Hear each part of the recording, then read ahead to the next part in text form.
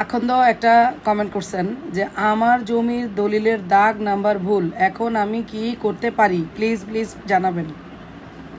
একটা দলিল যদি দাগ নাম্বারই ভুল হয় তো সবটাই তো ভুল, এই দলিলের আর কোনো মূল্য থাকে?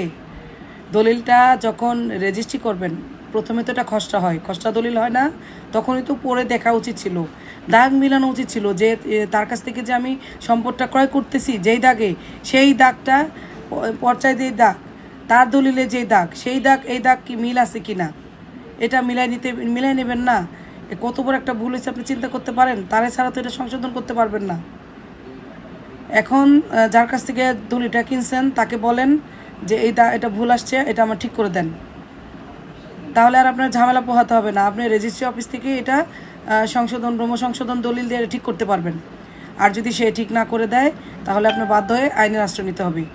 আগে তাকে ভদ্রভাবে, বা যদি সে নর্মালভাবে কথা না শুনে এলাকার লোকজন নিয়ে বসেন, টাকা দিয়ে সম্পদ কিনছেন তাই না, দলিল ভুল, এটা তো সংশোধন না করলে এই দলিলের কোনো মূল্যই নাই। কার দাগ আপনি বসায় রাখছেন কোনো আছে? অন্য মানুষের দাগই তো বসায় রাখতে পারেন। যাই হোক, আপনি তাকে ভদ্রভাবে বলেন, যদি সে না শুনে এলাকার গণ্যমান্য লোক আছে তাদের নিয়ে বসেন, তাতে না হলেও আপনি থানায় বসেন, কারণ আদালতে মামলা করতে গেলে তো সময় সাপেক্ষ ব্যাপার। আর যদি এভাবে কথাবার্তা বলে থানায় বসে এলাকায় বসে যদি কাজ হয়ে যায়, তাও রেজিস্ট্রি অফিসে সে গেলেই এটা ঠিক হয়ে যাবে।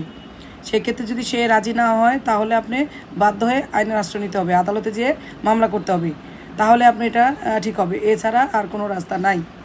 তো এটা নিয়ে চুপ করে বসে থাকেন না, এটা নিয়ে আপনি মানে ব্যবস্থা নেন, হয় গ্রামে বা থানায়, না হলে আপনার আদালতের আশ্রয় নিতে হবে। ধন্যবাদ।